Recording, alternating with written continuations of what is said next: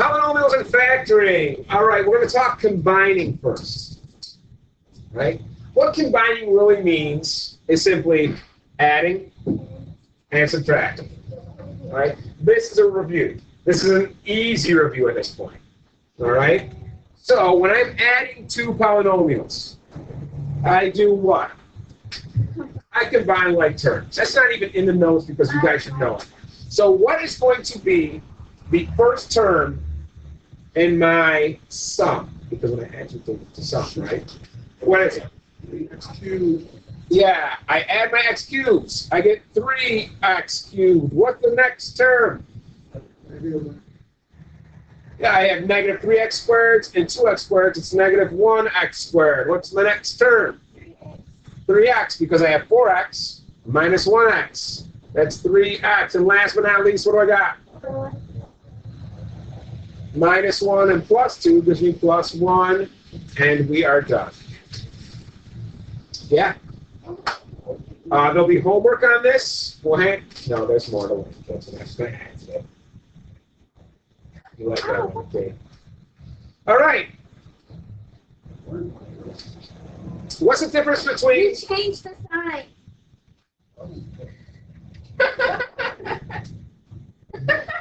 What's the difference? And yes, we changed the signs. What's the difference between this problem and the one we just did?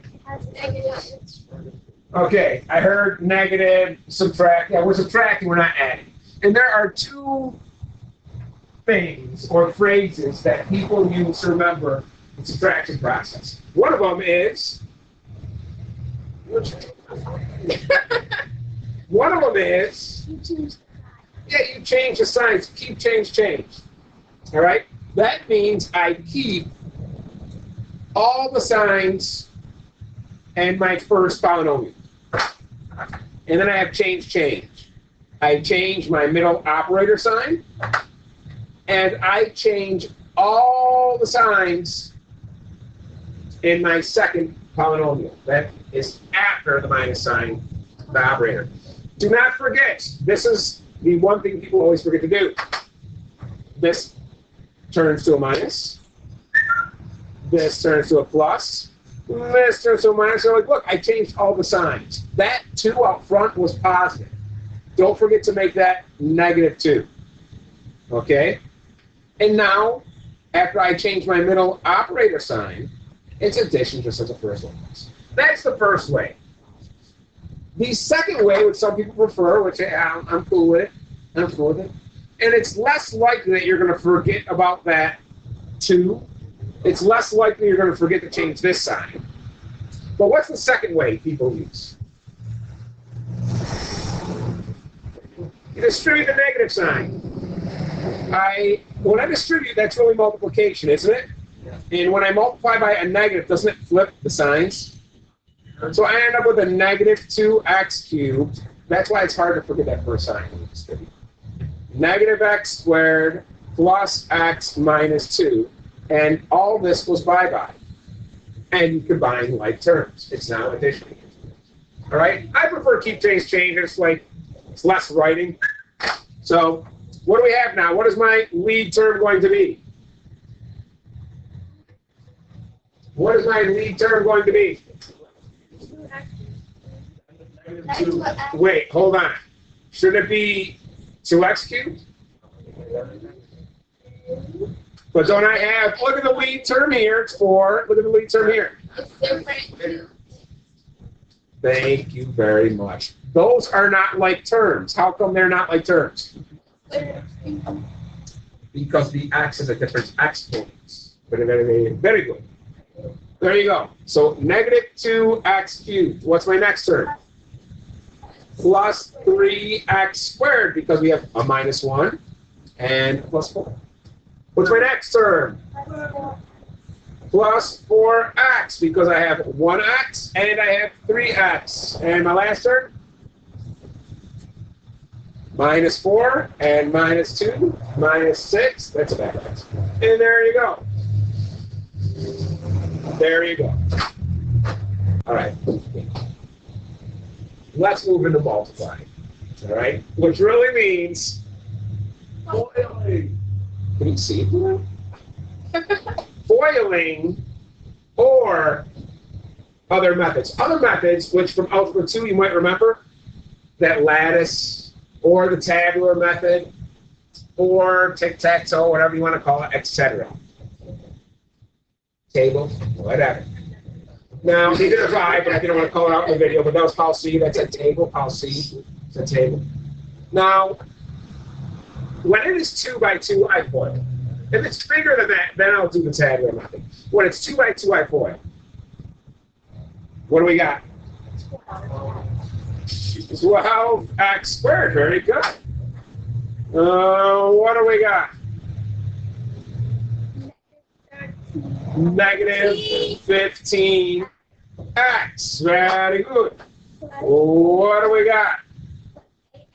Plus 8x, and last but not least, what are the only two terms that I can combine? The x's. So I've got 12x squared. What's next? Negative 7x, and then finally minus 10.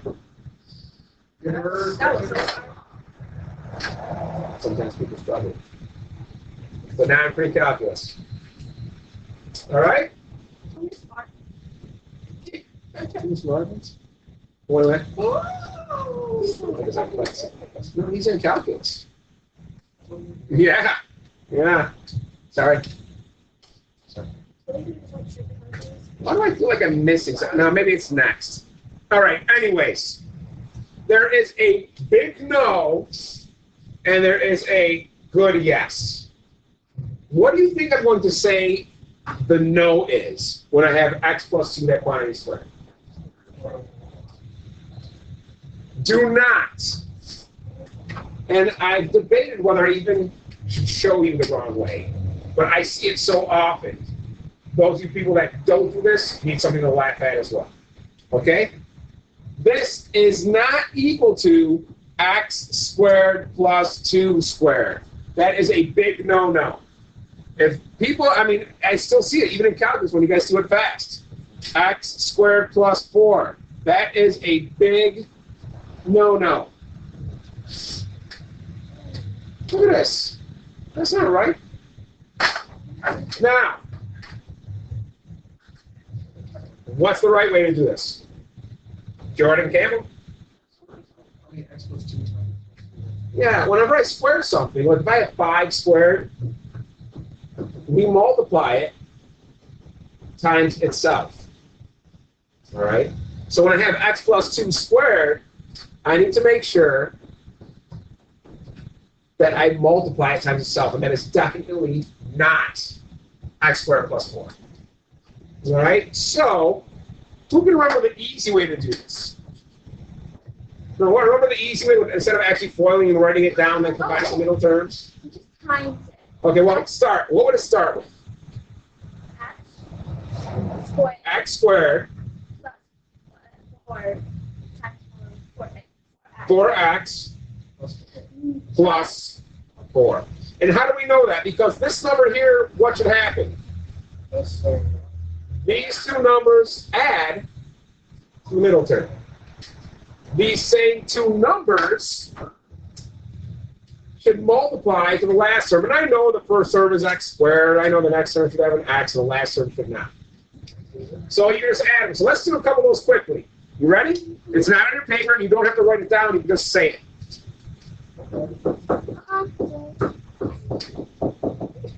What is that going to be? X squared. Minus 16x.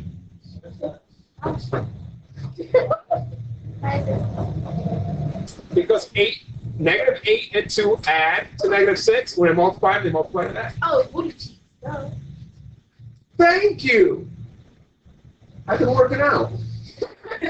No, yes, from last year, it's a pretty cheap thing. So let's go this. X plus 11. X plus 4. What do we got here? It's x squared. Plus 16x plus 44. I mean, it just, you know.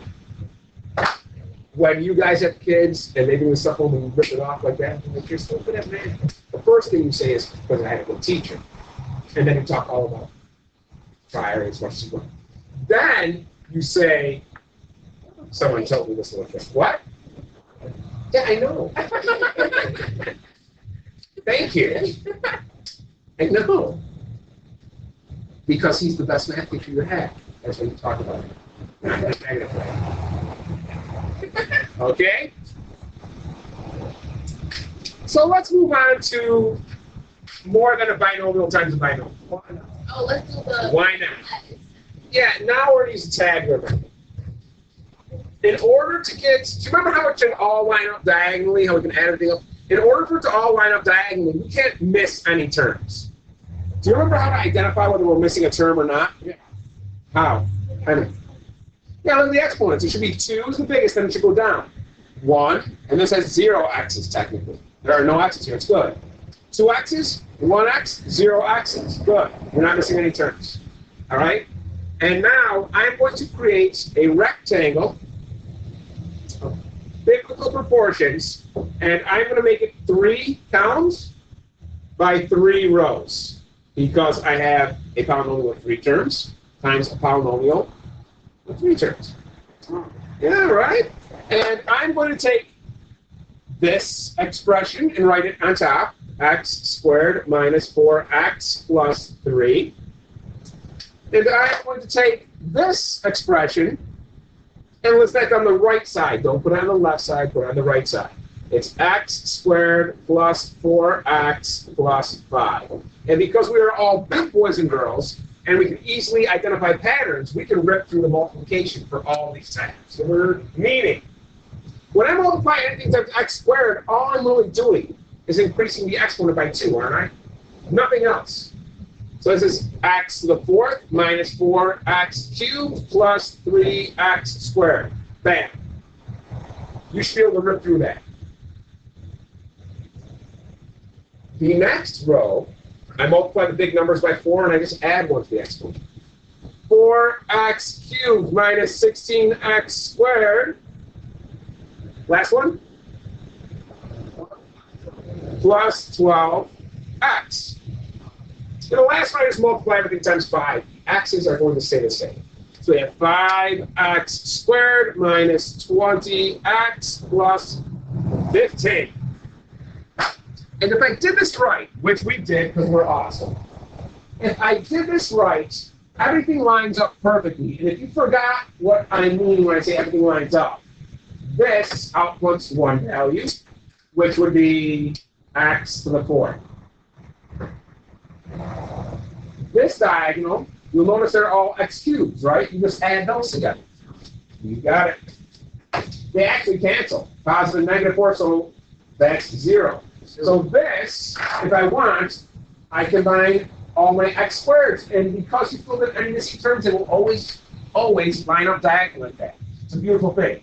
What do I got here? How many x squareds? Negative 8x squared. How many x's? Negative 8x. And I only have one number here, and that's positive 15. And your answer is literally wrapped right there for you. You got x to the 4th.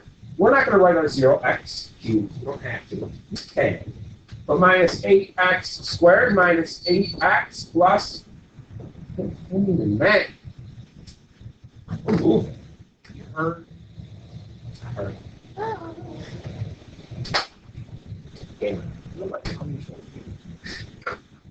All right. We are moving on to squaring. From squaring to cubing. And PJ, what is the big no here? This definitely does not equal what? X cubed minus 5 cubed. That's a big no-no, which means it doesn't equal. Who remembers what 5 cubed is? It is. If I'm cubing a negative number, it will say that is a big no-no. That is wrong. I see it on so many papers, and it drives me crazy. The other way. And just like when we use 5 squared as an example, if I have 5 cubed, That's just 5 times 5 times 5. I multiply it times itself 3 times. This is where some of you guys are like, oh, it's so much to do. But it isn't, really. Watch how quickly we can do this.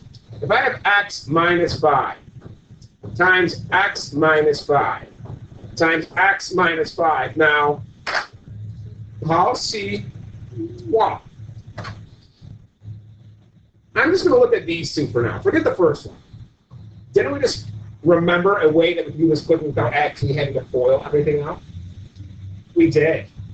Were you paying attention? You weren't. I'm just kidding. Go ahead. What would be the next term?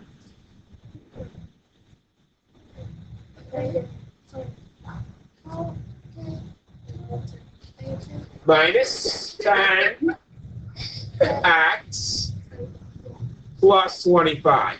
Because I know these two numbers should add to the middle term and multiply the last term. I did that without having to do really any written math. Bam, x squared minus 10x plus 25. But now, I still have this first one. Now look it. When I was explaining how quickly I went through these tabs, we're going to do that same method quickly when I FOIL these two together. If I distribute my x to each one of these terms, what do I have quickly? X cubed minus 10x squared plus 25x. Boom, that's done. Now I am going to distribute the negative 5 to these three terms. And when I write these terms, I'm going to line them up together vertically, like terms. So what's my first term going to be? Minus 5x squared, and I'm going to write that underneath my x squared. So what's my next term? Plus 50x. What's that last term? Minus 125. And now they're all lined up nice and neat for you to add, children. I have x cubed minus 15x squared plus 75x minus 125.